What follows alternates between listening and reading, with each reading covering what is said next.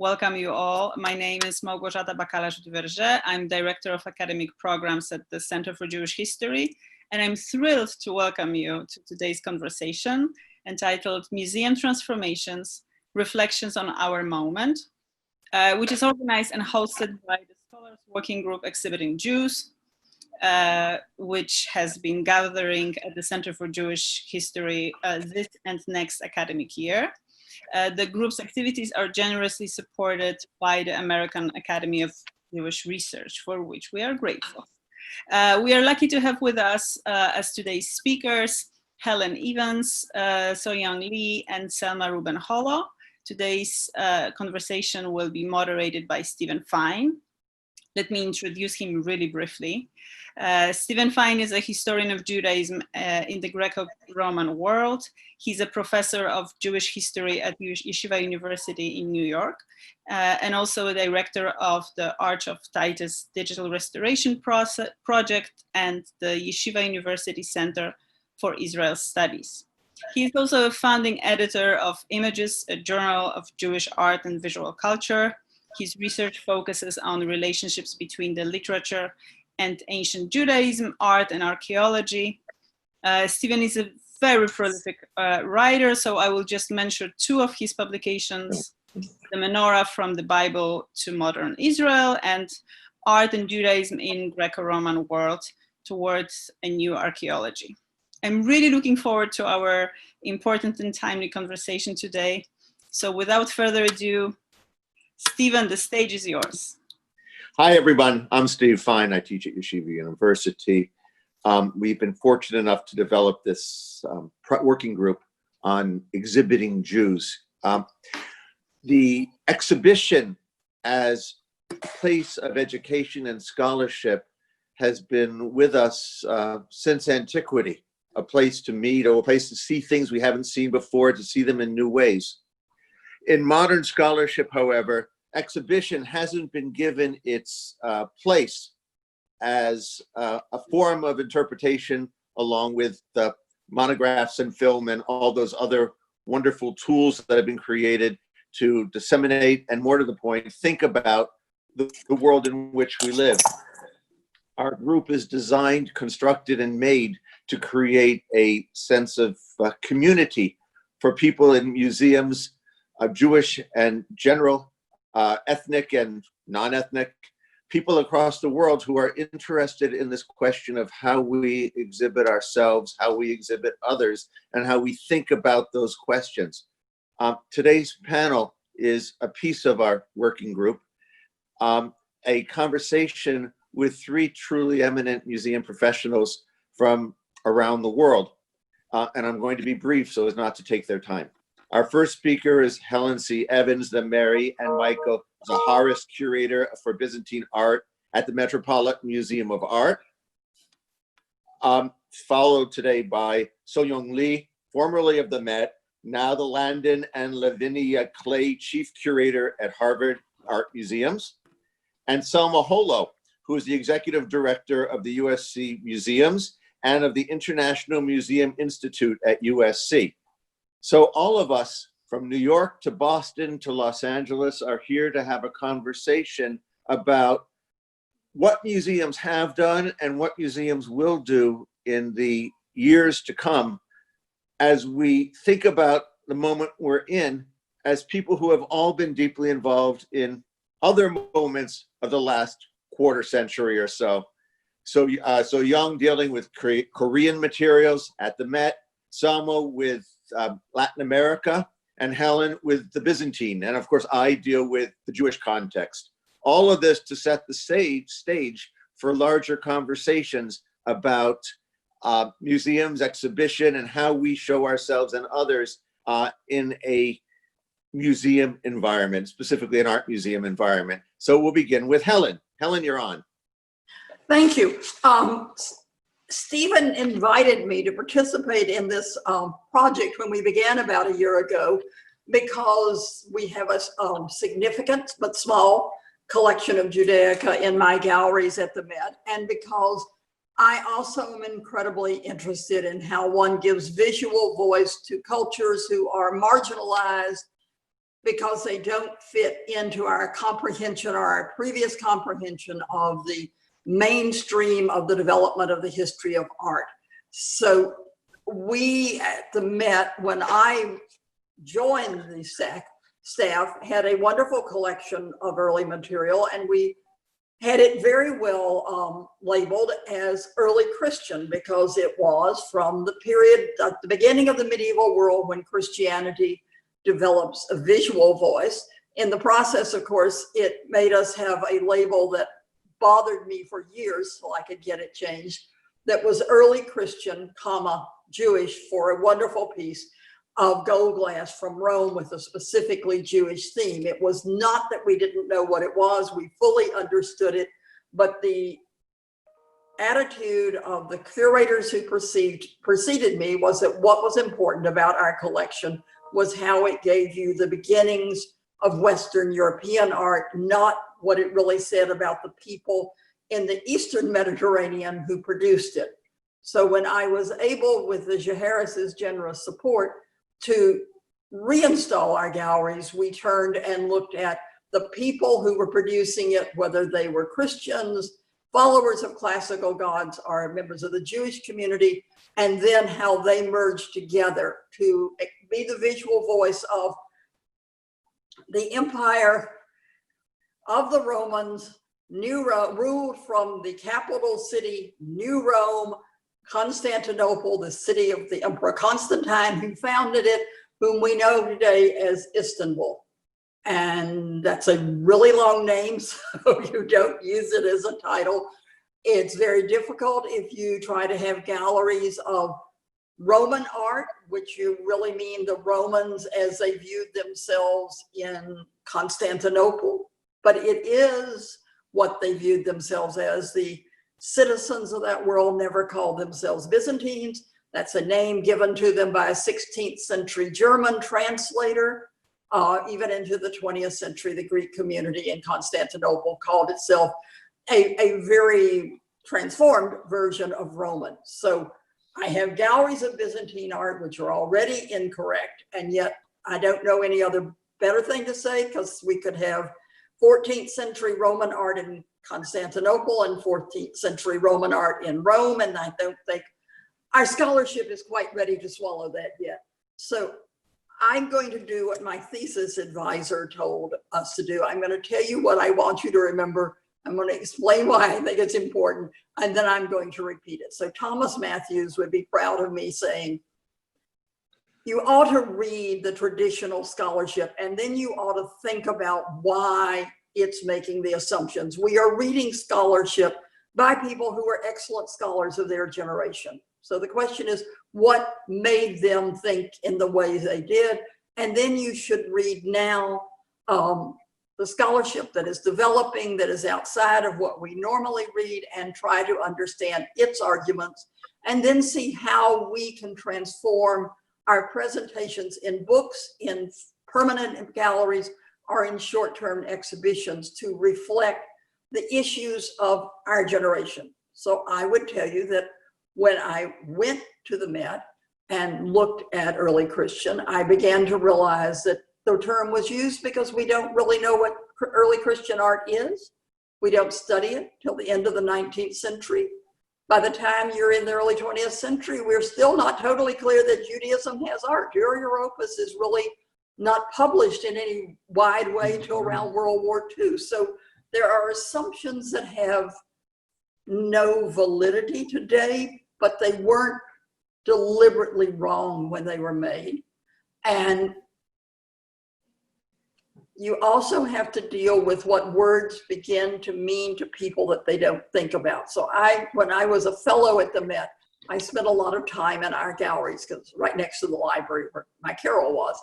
And I would listen to people, and I realized they had no idea what they were looking at. It said early Christian, so they thought it was all made in Rome. There's almost nothing in our galleries that came from the West. It's almost all from the Eastern Mediterranean. I listened to people read about the gold glass that was early Christian, Jewish, and at best they were confused, and at worst they were offended. The people writing the label did not mean to offend them.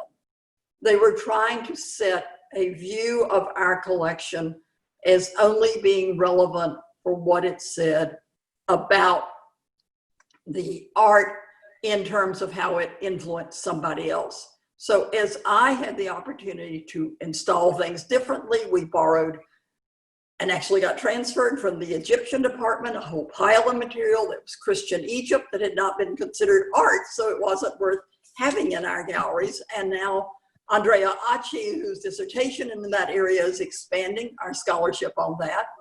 And we are looking at how to make you think of the importance of this world ruled from Constantinople, which sadly was described as 1,000 years of death and decay by the very wonderful writer Gibbon, so that even today I have people saying to me, I want to know all about Byzantium. I've just read Gibbon, and Gibbon wrote that it was all decline and fall. So we exist in our galleries to say that's not true. And the first exhibitions I did, the reviewers were consistent in saying how shocked they were that Gibbon was wrong. It was almost invariably the first sentence.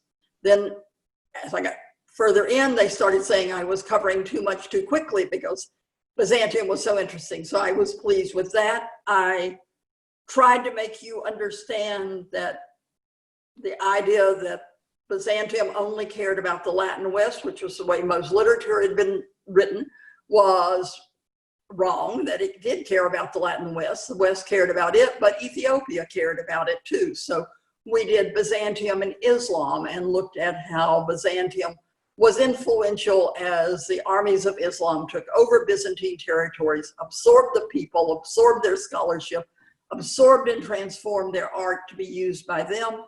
And lastly, and Stephen wanted me to focus on this, I did a show in 2018 on Armenia. And the Armenians are a Christian community whom we have lost track of as being tremendously important. Yet in the periods of the Empire of Rome, ruled from Constantinople, many of the emperors came from families associated with Armenia because Armenia controlled trade routes to the silks of China. And they were incredible soldiers and were incredibly powerful in the Byzantine army.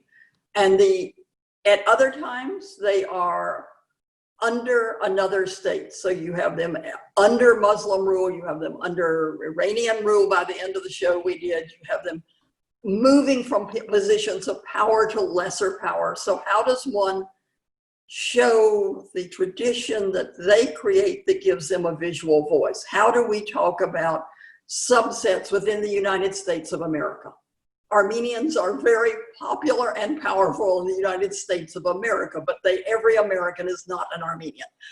And so where do you give space, and how do you do it within a small museum where maybe you can have, as Watertown, Mass has, a museum of Armenian art, or in the Met, where we have all known from the Republic of Armenia, a wonderful Hachkar, large memorial stone that people stop in front of and are interested in. So at least they leave knowing that the Armenians can do something interesting. I'm still trying to get my piece of Jewish gold glass more compellingly. It's broken, so it just doesn't sing across the room, and I keep trying. I borrowed more pieces of Judaica to give it a whole case, but I can't make you walk down that corridor and stop.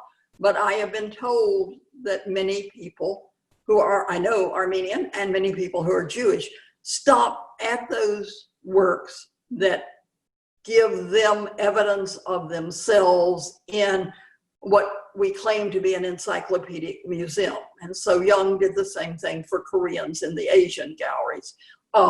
We like to see ourselves, and we like to see ourselves really respected. And I think that by positioning ourselves, now I know that scholars of Western European art are looking at East Christian art more positively. They are thinking of how it could influence particularly Italian art in the Trecento in ways that they were not doing 25 years ago. We're looking at a more global Middle Ages. So my 2 points that I wish you to take away from me and what I think is my time length is, one, you ought to read the past and figure out why they wrote what they did. It may be for a really nasty reason, but normally people are focusing on one issue and they're not looking enough at others. Read primary sources for references to what you're interested in, because some of my best discoveries are from books that have been studied and studied and studied, but nobody looked for the words I was looking for in them.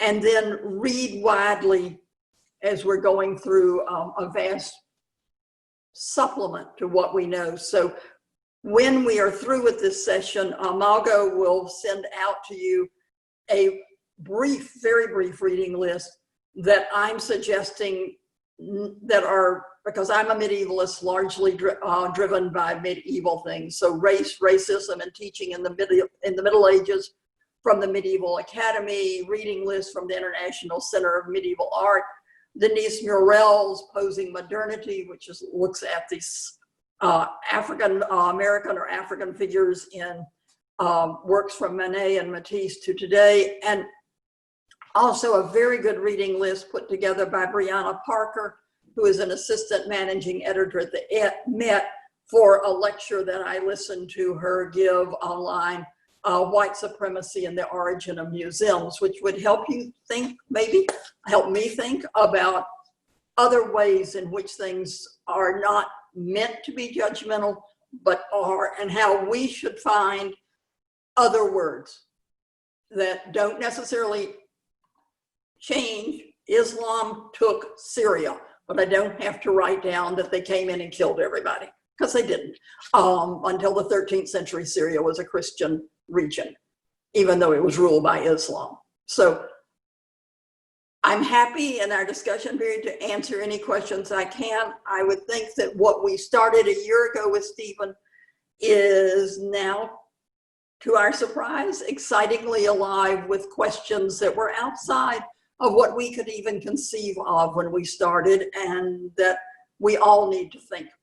So that's my contribution, and I am handing it over to So Young, who I hope is there, because I'm looking at you, Selma. Oh.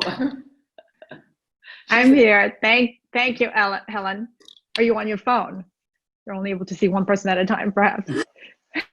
I'm on my iPad. Okay. Hi, everyone. It's a little bit disconcerting that in the webinar format, we can't see the participants. But thank you for joining us. Thank you to Helen for, as she has throughout my career, actually been a great mentor to me and brought me into this conversation and asked me to join this panel. Thank you, Stephen, for expanding it to include Korea and Asia. And I'm looking forward to our discussion today. So I am the chief curator at Harvard Museums, but I was at the Met for a long time as the curator for Korean art. And it's in that context, in terms of my work with Korean art, that I'm speaking today specifically. Korean art to American, or let's say American audiences, collectors and museum curators and museum goers came to Korean art fairly late, I would say in the last 3 decades. And the history of, it's of course intimately tied with the history of collecting Korean art in this country or in North America. As I think many of you probably do know, Asia or East Asia, let's say China and Japan in particular, as the predominant sort of Asian cultures that were introduced into collections and museums in this country. I mean, that history is very long and significant. Began in the late 19th century, and at a place like the Met, which claims to be or aspires to be an encyclopedic museum, China and Japan as collection areas, and then as specific physical spaces in which to present those cultures, preceded obviously Korea, much earlier. It should surprise no one that in fact Korean art collections at various museums and even in individual collections were formed rather accidentally. And this is certainly the case at the Met and most museums around the country. In that, what I mean by that, so there's the history of American ignorance of Korean art or unfamiliarity, which is not to say, which is actually both a factor of disinterest on the part of those here, but also the fact that Korean history, really until the 20th century, was more or less insular relative to China and Japan. So there weren't that many points of contact with Europe or America for that culture to become known widely. Now, but then there's also the layer of Japanese colonialist history in Korea. So almost the first half of the 20th century. So all of that meant that the Korean art was collected primarily unknowingly, either as Chinese art or Japanese art, certainly during the first half of the 20th century, if it was collected at all. Also, the areas of collection tended to be, for example, ceramics, which was readily identifiable as something different. So there was always this burden of being distinguished from the mainstream or the major, as Helen pointed out, the major players, China and Japan. And within the art historiography of East Asia, both actually within Asia and the West, Korea has for the most part been viewed as a bridge between, again, the two major players of China and Japan. So it's really not until about the 90s that Korea as a culture, sort of an independent culture, came into the consciousness of American museums. And one part of that story actually is about the rise of South Korea as an economic power and a government actually sponsored through foundations or direct government sponsorship of South Korea to establish physical spaces where Korean art was displayed. So the Korea Foundation, for a sustained period starting in the late 90s, sponsored sort of spaces, so Korean galleries, for example, at the Met, elsewhere. And this is how sort of Korean art as Korean art's potential for presentations as something beyond sort of the bridge or an area that was completely unknown became possible. And the question though of, so from the Koreans' perspective, there's the nationalist sort of historiography and presentation of Korean culture as like the greatest culture ever in the world. And then the presentation of Korea in the rest of the world as part of a global story of Asian, a moment in time or a part of the Asian sort of mix of and interactions of cultures. So I think the challenge now, so in addition to Korean specific galleries being established, and then also training of a generation of scholars who may not be primarily experts in Korean art, but who were either trained in Chinese or Japanese art or other areas of Asian art, but through concerted, again, sustained efforts by the South Korean government, were trained in the culture of Korea. So together with space and then expertise, Korean art grew into a field of both scholarship and curatorial representation. I think the challenge, though, is that collections in this country, just Korean art collection in general, there's a finite number outside of Korea, or let's say outside of East Asia. The primary repositories are within South Korea and in Japan. And there's just not that many more out there coming on the market that can be collected, coupled with South Korea's very strict rules around cultural heritage and its leading the country. So there's so much about the Korean history, pre-contemporary especially, that can't be viewed outside of Korea. So how do you do that work given the limited material? And what's the most sort of rich way of presenting Korean art when in fact both actually, I would argue, China and Japan as well. It's really not in the nation-specific stories that are the most rich in terms of the issues, the historical and sort of scholarly issues that we debate. It's in the cross-cultural and specifically sort of East Asian intercultural interactions that one can really highlight some of the major questions in art history that we have been grappling with and we will continue to grapple with. So of course the challenge with that is to nurture scholars who aren't so specifically focused either in one geographical area or temporal time periods, but to encourage the kind of scholarship which is more difficult, that crosses cultures, you know, with different languages and so forth. And so I'm actually a proponent not of the Korean model of looking, you know, sort of very nation specific, but to be able to present materials in a cross-cultural fashion. I will stop there. And again, I wanted to actually preface by saying, when Helen invited me, I said, but I know nothing about Jewish art. And I mean, my level of ignorance, the only thing I know is my conversations, Helen, with you and Melanie, you know, my colleagues from the Med who are experts in the area.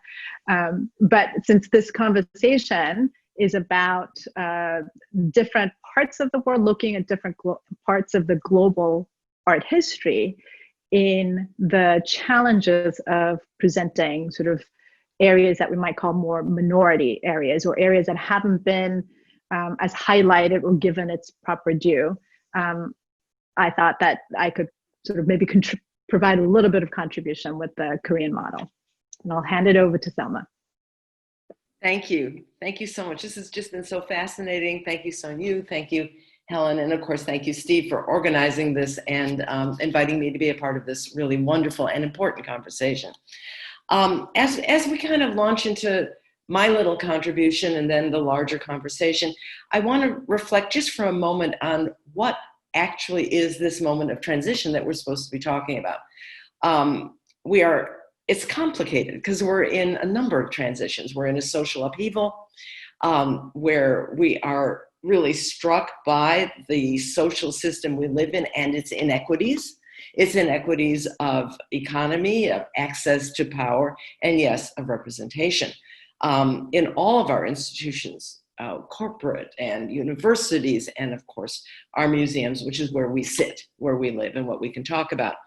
The oddness of this transition, and I really think we need to think about it, is that usually when you're talking about transitions, and when you're in them, you're always talking about them, it's, okay, we're in the transition to democracy. How do we deal with this? We're in a transition that looks like it's on the way to fascism. How do we deal with this? We're in a transition toward peace or war or a different health system or whatever. I would argue that this is a very unusual situation, maybe even unique, and that we're talking about something that we have no idea what it actually is transitioning to, and that the excitement is that we're in conversations like this, where we're with colleagues and in our world of expertise, museums, by having these conversations, and I'm having them in Mexico and here, by having them, we get the opportunity to perhaps shape them a little bit, to shape what that transition is and what the end result might be. So let's talk about representation in museums in our underrepresented communities, as Steve asked us to. And let me make a simple point, an argument that, that we have in the US probably more ethnic specific or hyphenated museums than probably anywhere else. We're not the only place to have them, but we have an awful lot of them. Arab American Museum, Chinese American Museum, African American Museum, Jewish American Museum, Hellenic American Museum, Mexican American Museum, Museum of the Barrio, which used to be the Museum of Puerto Rican Art and is now Pan-Latin. And we certainly have in LA, Korean American Cultural Centers, if not a museum yet. All of these museums were built to correct representation. They were all doing that, and that was the similarity of them. So we may have in America been the first to, or in the United States, to be the first to really, to develop the idea so that there's a plethora of such museums. But Steve did ask me to reflect for a minute on the situation in Spain with its Sephardic museum, which is, of course, within the context of Spain, an ethnic-specific museum. And I wanted to read you just a few sentences from a book that I wrote about the transition to democracy in Spain, with respect, in this case, to the Sephardic Museum.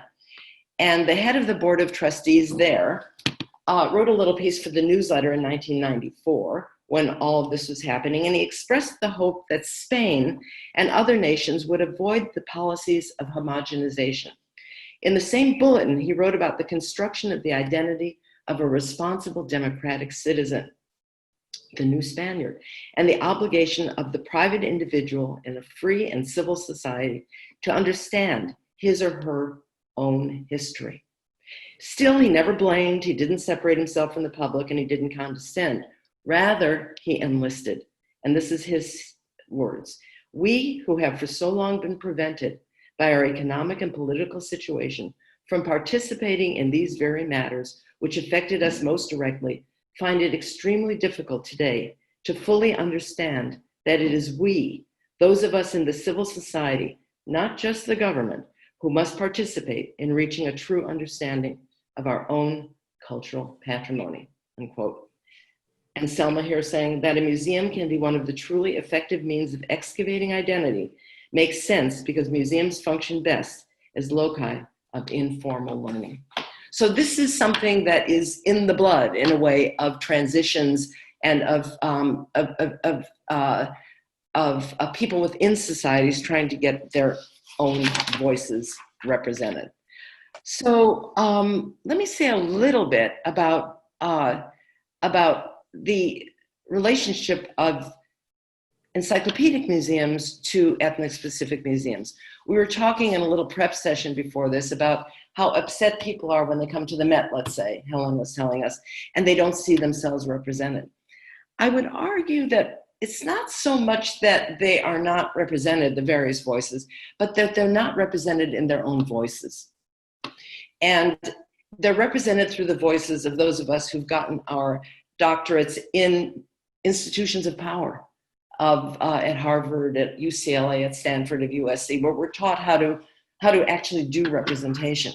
And I think that it became very important when it's really a half century ago, when these ethnic-specific voices in the United States started to scream and say that it was time for the representation to be in the self-voice, in the voice itself. And they all, I listed a number of them for you, but there are many, many more. They all have some similar characteristics. They are all actually American museums. You know, for all, it's like Chinese American, African American. They all kind of make that point. They're not trying to present themselves as exotic museums in the shtetl or in the old countries or whatever. They're American museums. And they want to, all of them, make sure that their contributions to the United States are clear, that they've done that. They try not to represent themselves as victim museums, with some exceptions, like the Japanese American Museum, which has a big story to tell. But they only also appear, and this is interesting in the light of what you said about Armenian museums, Helen, they tend to only appear once a culture has become prosperous and has a little political power in the United States. We don't yet see a museum of El Salvador yet. It doesn't happen until there really is a voice that has some power behind it, economic or political, to be heard. So then they appear, they proliferate. Many of them are very successful, and then something very interesting happens, and it happens to all of them. They get larger. Their voices get larger. The Museum of the Barrio becomes not just the Museum of the Puerto Rican neighborhood, it becomes Pan-Latin. The Museum of the Jewish American experience of the Skirball becomes absolutely ecumenical, where most people hardly know it's a Jewish museum at all. The Japanese American Museum, having exhausted itself with the terrible story of their own internment camps, concentration camps, whatever, they then created a Center for Democratic Studies because they wanted to have a larger voice than just The African American Museum, a former director told me it was fascinating. It was found in California. I can't speak of the larger one on the mall. Said, we were formed with 3 stools, 3 legs to the stool. One is slavery, the second is segregation, and the third is civil rights. And then what happened? We got a president, Obama, who did not go through personally any of those things. His family, his father was African. He was born in the United States. His story is a different story entirely. And new histories needed to be incorporated into that museum. Another leg had to be added, which is really kind of fascinating. So we begin to see, or even the National Museum of Mexican Art in Chicago, which is not a national museum really. It was just kind of sprang up there in the middle of Chicago.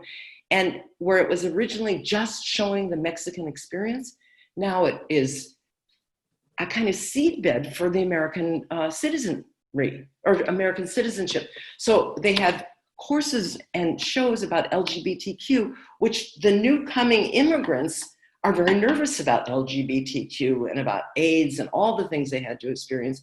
And a kind of Americanization happened. Blood drives, internships for the students so that they learned how to succeed in school. So that also had a kind of a largeness built into it. And that began to happen. But then let me move to the next thing that happened. And this is where we join forces, Helen, at the Met or in your great Harvard museums. The great museums kind of co-opted the ethnic-specific museums. And you had something like, let's say, Phantom Sightings, which was a very important Chicano exhibition at LACMA about 10 years ago, where they hired Chicano voices, guest curators, and all of a sudden, within a great encyclopedic museum, you're having the voice, in being told. And this also has kind of unintended consequences, because as Christopher Knight, when he wrote about Phantom Sightings, our foremost critic in LA, he said Phantom Sightings could easily pass for a Whitney biennial.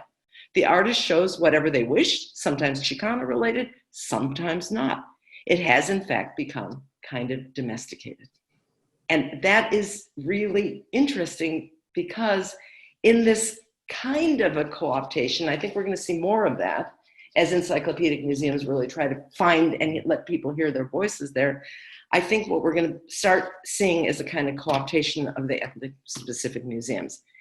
And I really would like to argue that, that this is something we need to watch for. I'm going to be talking a little bit about unintended consequences, because as we do develop our pipeline of diversification within our universities, and diverse curators get hired in our encyclopedic museums, at some point, the success of that might soften the voice of the ethnic-specific museums, which I think would be a kind of a shame.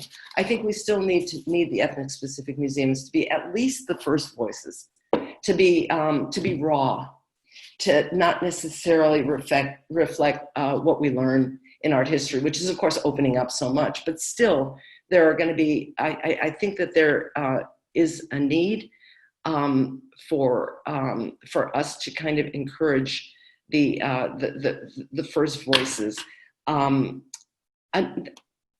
Another thing that I'm learning from the Black Lives Matters movement, and this is part of our big transition, and I'm coming to a close, is that even as we try to develop empathy, which is really what this is all about, okay, so that everybody's voice we can empathize with each other's voices.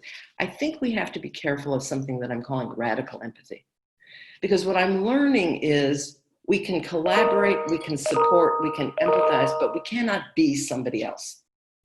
And I think that there's resentment when we try to be somebody other than we are.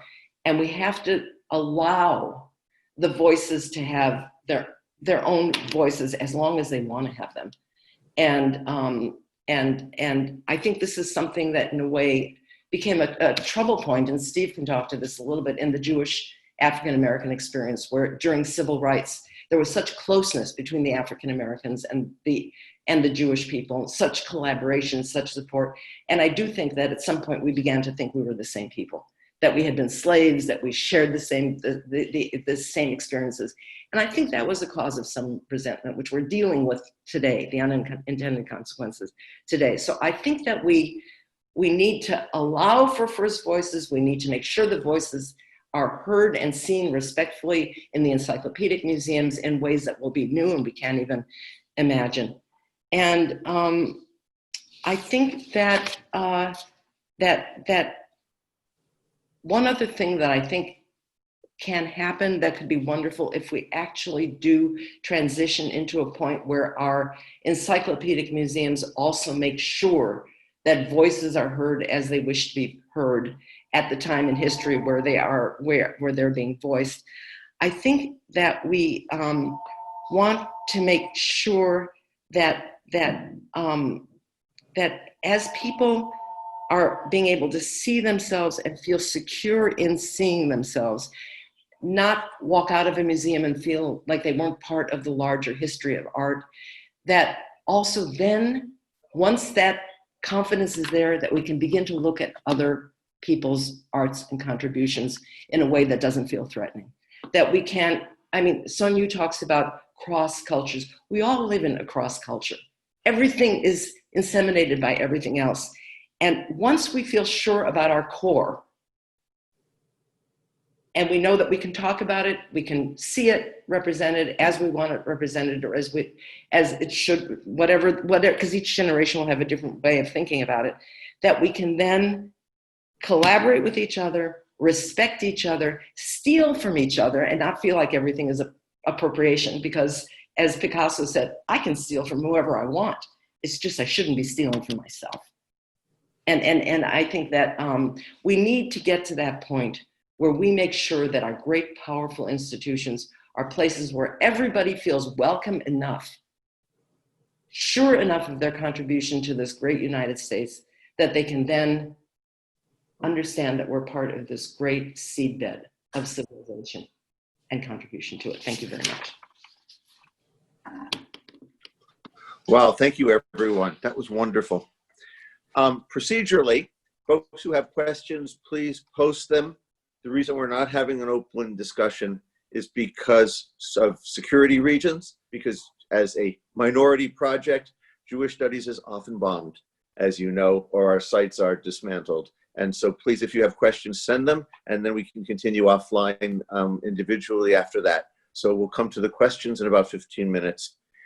In the short term, it's my happy duty to begin this conversation with our panelists to think about the place of museums. But I want to start with something that happened to me at about age 16.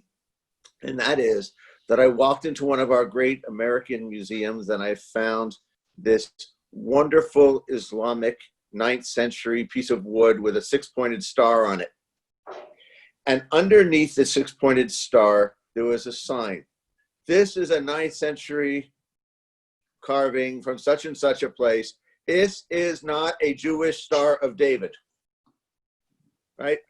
Which sounded to me like a "you need not apply" kind of message, which happens an awful lot when people of different means, different experiences, different backgrounds have found their way into these institutions that we all care so much about, specifically because of all the stuff in them. Because what makes the museum experience special is the artifacts that we get to experience, especially those of us who are visual and those of us who are tactile and those of us who like to look as much as we like to read. Museums become a place of interpretation. And so, Helen, in your work, you've been breaking boundaries for materials that weren't supposed to be centered to the system and placing them center. Now, I was a part of your project called Byzantium in Islam, which was about the 8th, 9th, 10th century almost, and that transition from Byzantium to Islam. And I remember when you called me to ask me to be part of it. And I said, what do I know about Islam? And you looked at me and said, well, what does the person who does Islam know about Byzantine? Okay, I said, but I don't know Arabic. Well, they don't know Aramaic. Well, you put together this diverse team to think about a period that had never been thought about before, a moment of transition, in a really interesting way that brought that moment out. But I'm convinced that what brought that moment out really was our communal response to the transitions going on in our own world. It was not just age of transition, but transitions after 9/11. And I'm wondering how much of that was really cognizant and planned, and how much of it was you feeling the zeitgeist and moving forward with it? It's one of those things in which I was driven by my experience writing my dissertation, where the material I was studying was something nobody else particularly knew even existed, even within the world of those who study East Christian art, much less once you got down the road. And that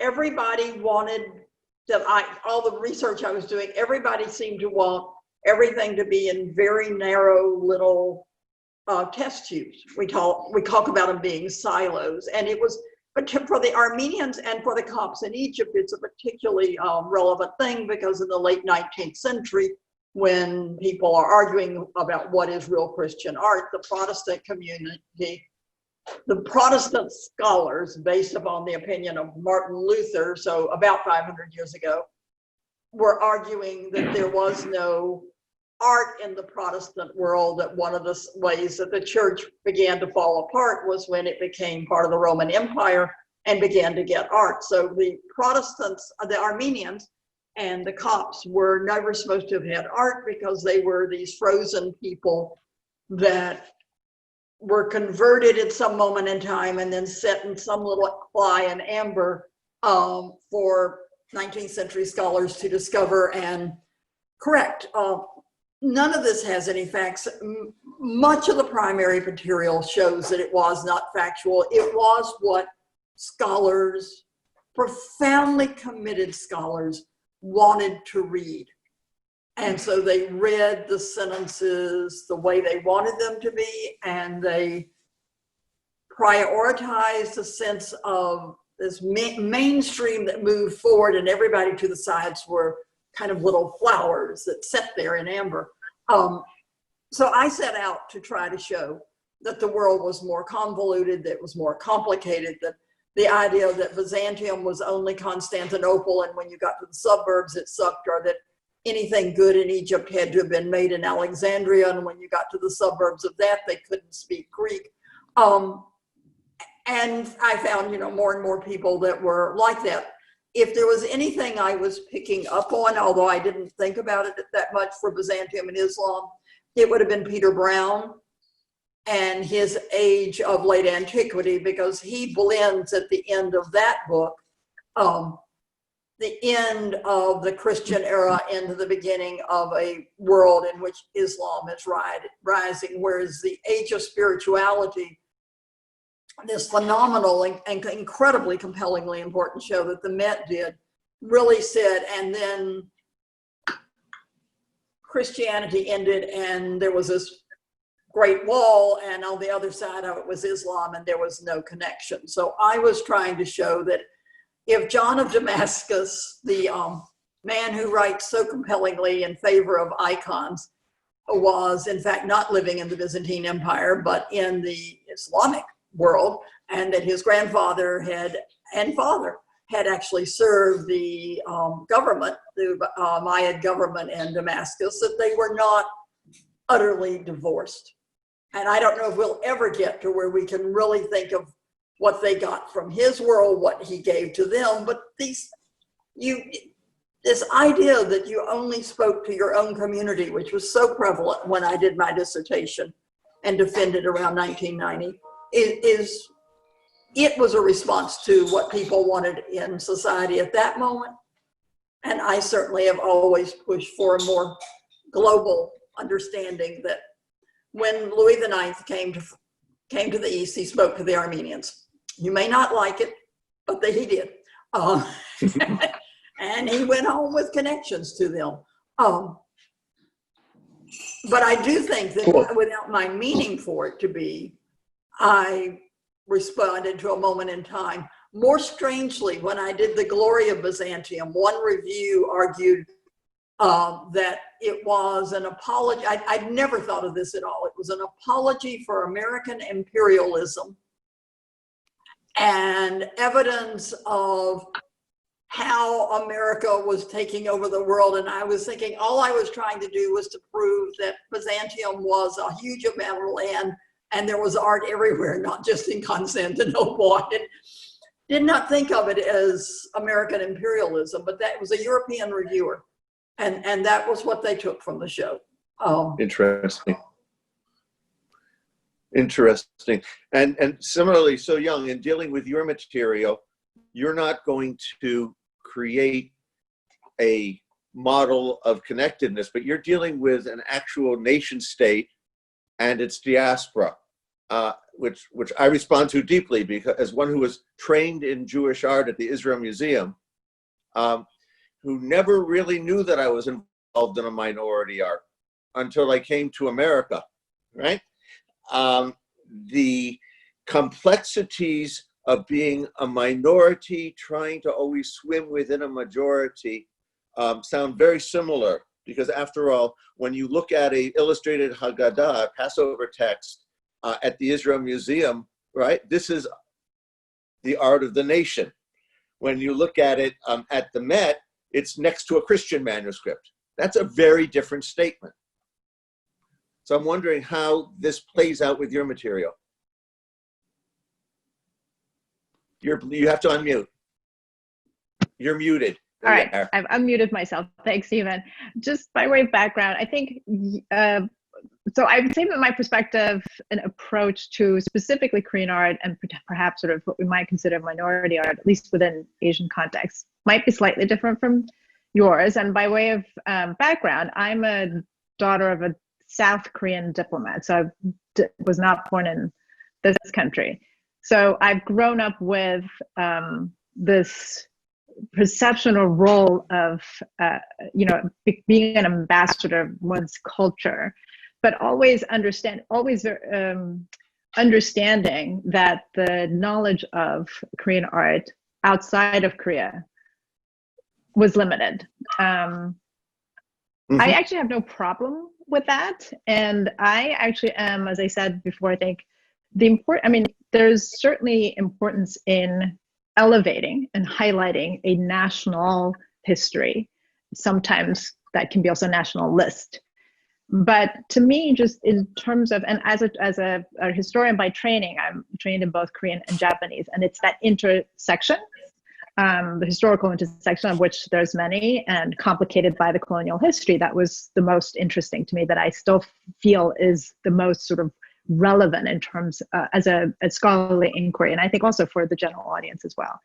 So that's where my focus has been, both in should we say elevating or expanding the impact of Korean art as a national history, and also Korean art as part of a broader East Asian history. Because, and as you say, yes, absolutely. So for example, a type of Korean art, let's say, 15th century Korean porcelain in the context of the National Museum of Korea in Seoul is very different from what it would be in the context of the Korean Gallery at the Metropolitan Museum, for example. But even the National Museum of Korea in South Korea is actually has been in the last decade in particular, expanding its vision of what a national history is in that it's no longer just about Korean art. They're very much conscious of the place within Asia, or telling the story of Korea within Asia, and also as Asia as in a way, diaspora is probably the wrong word, but an Asia-focused narrative, as opposed to, a Europe or Euro-Western-centric narrative about Asia. Well, that's very similar, actually. That's actually very similar to what I was describing, with exactly the same problems of local versus non-local, and how you discuss yourself locally and how you discuss yourself internationally. And it seems that the place of these new nation states, whether it be Korea or Israel, in the formulation of canon is really, really important. Please, Agreed. somebody wanted to say? Did somebody want to say something? Helen? Oh, no, No? I've always been very fascinated by, I started off in Japanese art, so I think I'm the only Byzantinist that went from the silk producing into the world back to what I thought was the West, Constantinople, and it took me a couple of years when I switched to figure out what was East to other people, because their East was my West. Korea is like Armenia, it's like Georgia, it's like a number of countries. You are an incredibly impressive body of people in a small landmass, which are bracketed by large land masses, so you learn to cope. Israel is the same. You are not capable of sending all your army out and killing off everybody that's marching at you. You'll all be killed and there'll still be more of them marching. So you learn other ways of maneuvering. And I think that's something that we don't always fully consider. And if you're doing anything in the Anatolian Basin, which goes from Byzantine to Ottoman, that's all it is. It's large numbers of minority communities kind of churning around, and different ones pop up to control at least small areas for longer or shorter periods, but nobody sits there and says forever and a day, this is my spot, and nobody threatens it. It's just too much movement. And maybe what makes America very different is that we are, with the exception of the Native Americans who were beaten up by everybody, we are all people that moved here, and most of us, when we came here, were not particularly happy where we were. We didn't move because we left large palatial houses somewhere else to come to America. We came to America to get away from a situation. And so I think we look at the world in a slightly different way. I cannot quite articulate it. I used to ask why Americans didn't kill, within America, why didn't we kill each other for what our ethnic backgrounds were mad about back home? But that's no longer true. And why don't we call people peasants? Because most people that moved here were subsistence type farmers, whatever you want to call them. We do not use the word peasants. We use really ugly words for subsistence farmers, but we don't use peasant. Cool. Selma, I'm listening to your conversation about the sort of frame of ethnicity and ethnic museums leading to the encyclopedic, right? And at some point, the ethnic museums seem to have to, as you said, rethink, re-become. But I'm wondering if there's the other phenomenon, rather than, say, the Jewish Museum New York phenomenon of opening up and becoming less of a Jewish museum and more of a contemporary art museum. I wonder if there is, in a number of communities, sort of the Empire Strikes Back, that the ethnics come back and use museums as a form of re-ethnification, if you will, for maintaining identity as one of its tools. I know that's the case with many Jewish museums, that they become loci, like synagogues, like other kinds of centers, like parades, for that kind of conversation, which is never what it was before and isn't what the Americanizing generation was either. And I'm just throwing that out. Right. I thank you, Stephen. I had the privilege in my early life before USC of working for Norton Simon, and who has a beautiful museum in Pasadena, and who told me that if you live long enough, you will understand that everything goes in cycles. And that's really the conversation that I would like to, in a way, encourage about the ethnic-specific museums. Yes, they started out incredibly specific, hyper-specific, and then then inevitably they enlarged. They kind of had to, because they were becoming more a part of society, and they began to understand that, you know, the flow was really so important. But I do believe that one can't predict, but I do think that one of our transitions will be more for these museums to start reclaiming, but perhaps in a way that we haven't anticipated before. Perhaps reclaiming with the confidence that the fact of the museum gave them, the ability to be a part of a larger operation, which is our country, and then with an understanding that, I love this word, the domestication, and homogenization, the inevitability of losing that sense of who we are, they are, whoever it is that is a danger. Feeling that the cycle will be a kind of reclaiming, but from a position of much more confidence, not defensiveness, but really a kind of a knowledge of the best that this country has been able to make possible. Cool. Now we have a bunch of questions. It's 2:01, it's time to ask questions. Many of them from our friends, many of our friends around the world, who I won't identify by name, but we can talk about that later. Going to Selma's point, one questioner asked, about people not seeing themselves represented in their voices in our museums is extremely resonant today, so this commentator says. Part of many conversations I've been having, a part of recently, brought up the notion of ceding control, both curatorial and relating to narrative. What are your thoughts about ceding control and what models might work? That's question number one. Salma, it was to you.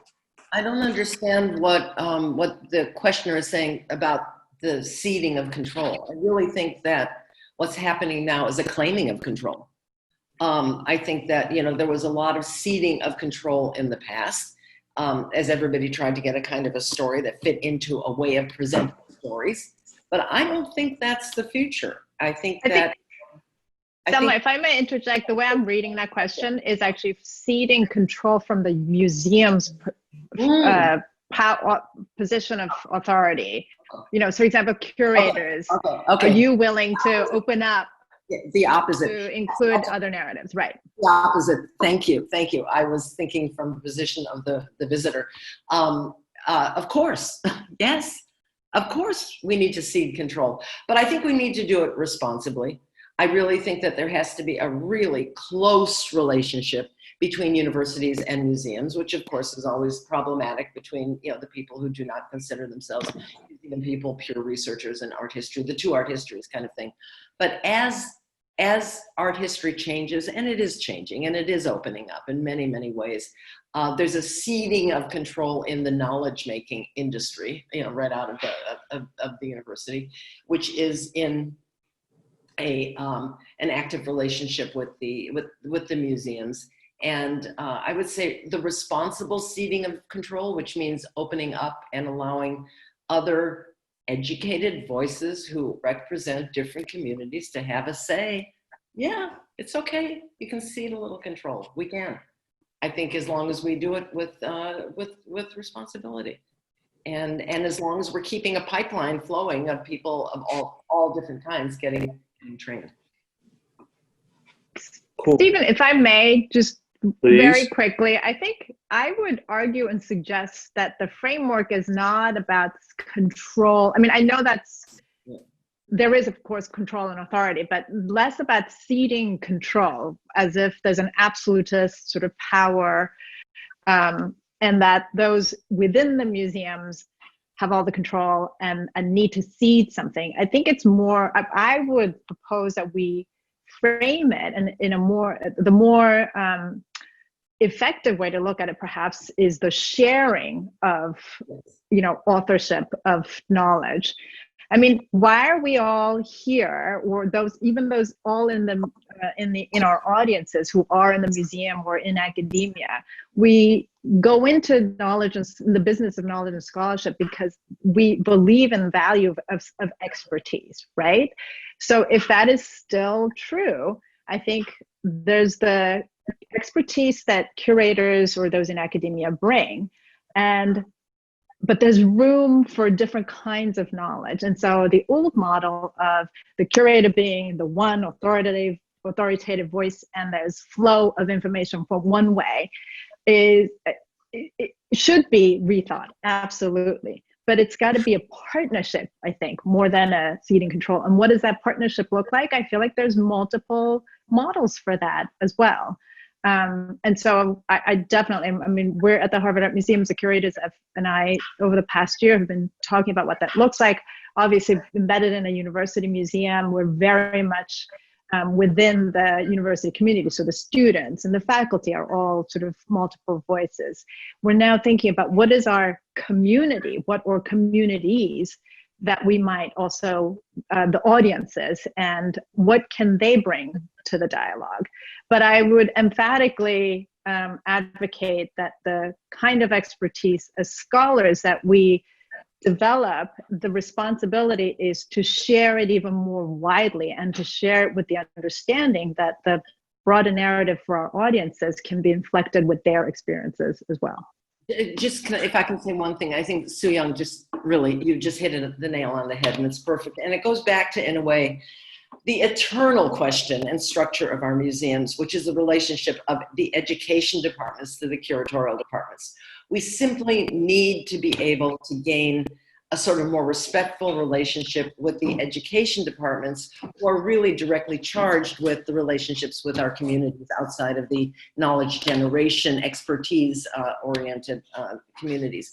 And I think that it's a source of, I mean, that's the seeding of control, right? I mean, it's the curatorial ring of hell, or whatever we're in, whatever, that is holding on to it. And we talk and we talk and we talk, and educators complain and complain and complain.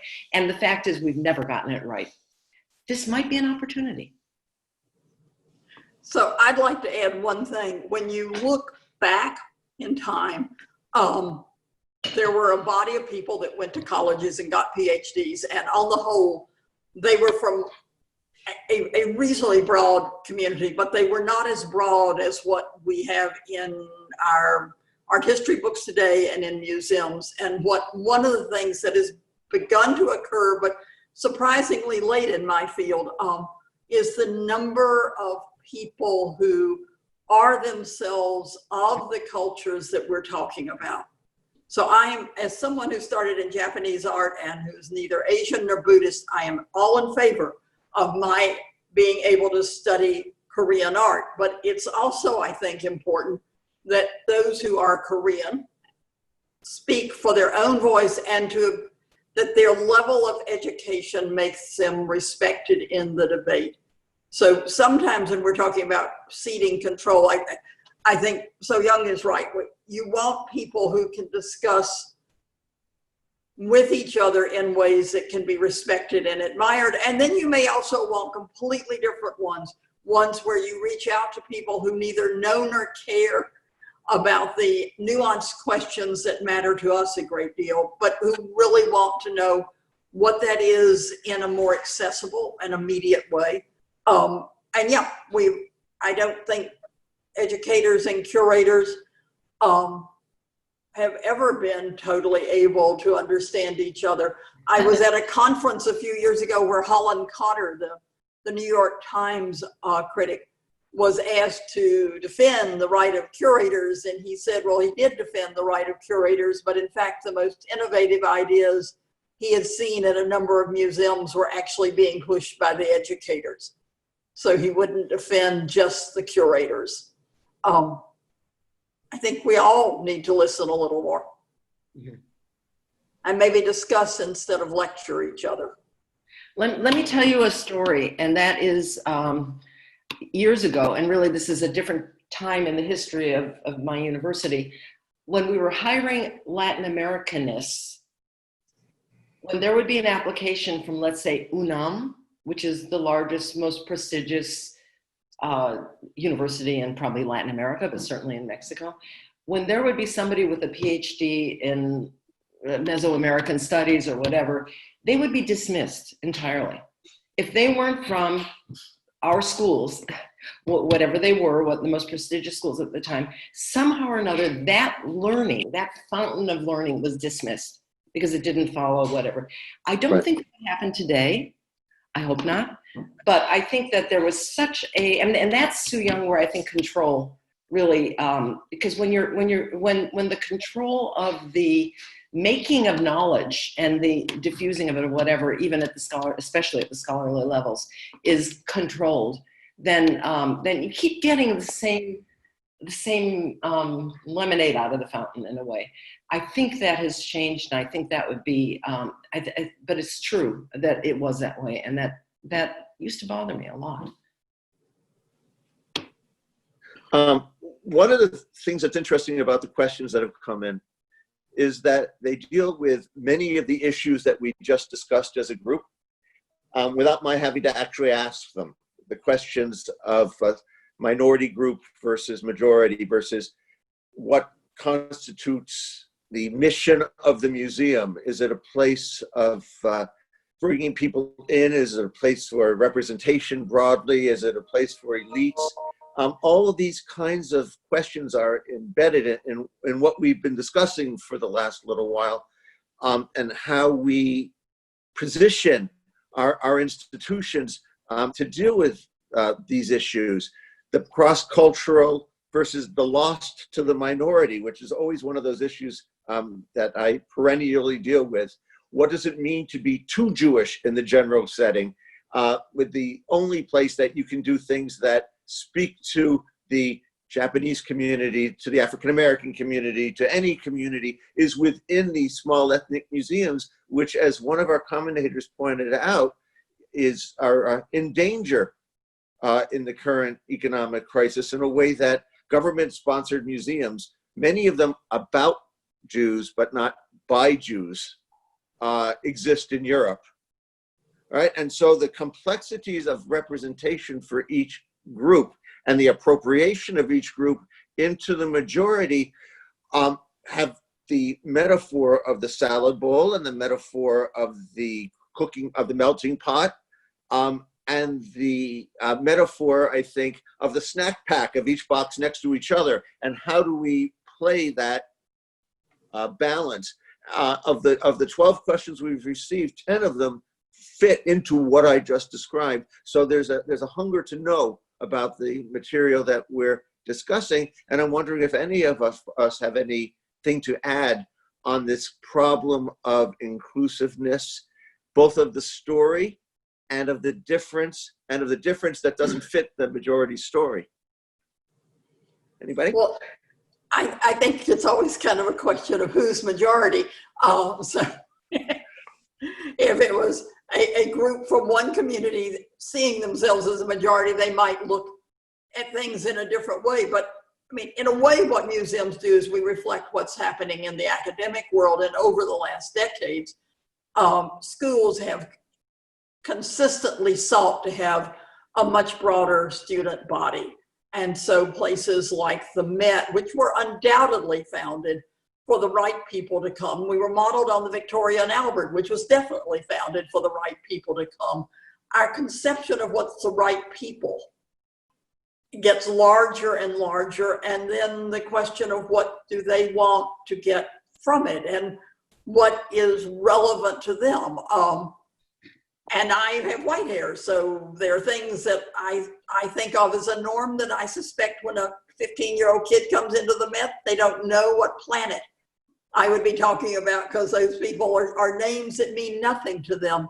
But if we attempt to bring more voices into the universities and into the museums who are able to talk knowledgeably about what matters to them, and at the same time, if we wish to have questions from people that don't know anything because they're looking at what we're talking about today and saying, what what did any of those words mean?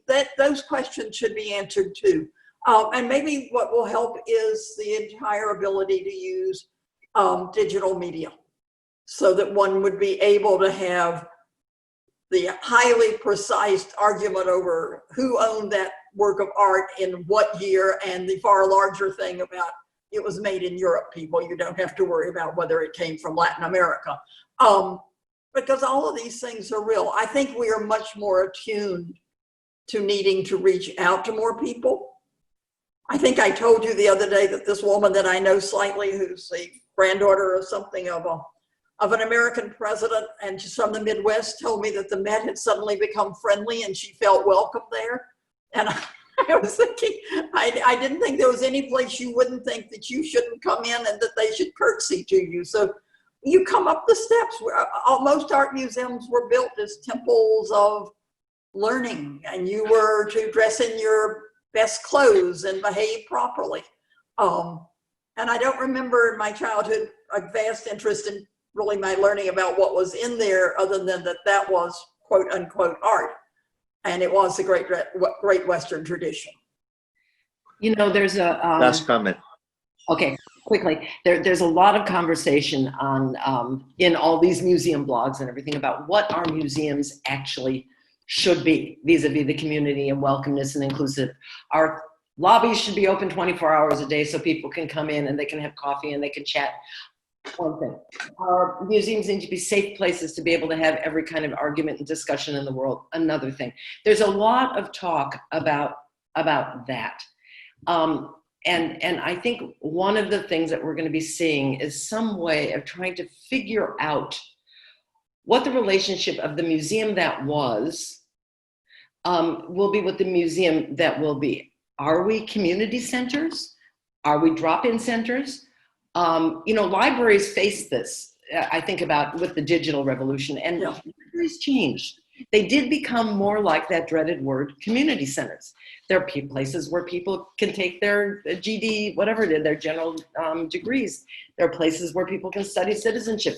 I'm not arguing for that, but I am saying that people who think that museums are mausoleums have not been watching. Museums have really changed in the last 20 years. Museums are really pretty friendly places, more so than they were. Clearly, we still have a way to go. How far we're going to go, where we're going to go, who's going to man those woman those lobbies that are open 24 hours a day, who's going to pay for that, what the realities of these are, we're going to see it play out. The one thing that you can be sure of is that the direction will be toward friendliness and inclusivity. We don't know what the limits will be. Cool. The Encyclopedic Museum was designed to be the universe. The British Museum was the British Empire, right? The Metropolitan Museum of Art was America taking on the world. The collections are there, happily.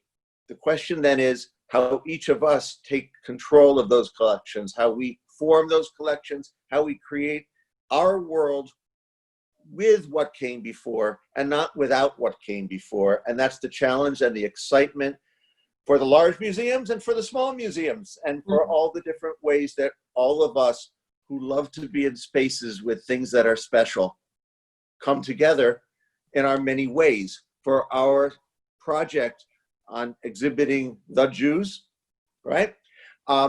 One of our members complained vehemently about the word "the" in the title, as if it's an objectification.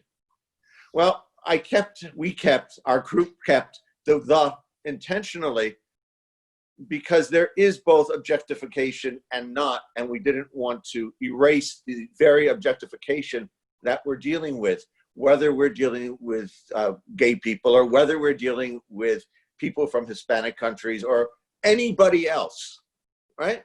And all of our micro-identities, the question is, how do we include, how do we not turn people into the, and study them and get to know them at the same time? So I want to really thank our panelists, Salma Holo and So-Young Lee and Helen Evans, and all of you folks who've joined us today. I hope you'll join us, hopefully in person in New York City, speedily in our days. with all of us inoculated and all of us safe, going through the hallways of our museums. If that sounds messianic, maybe the Messiah will come. Thank you, everybody. That's it. Thank you. We did it.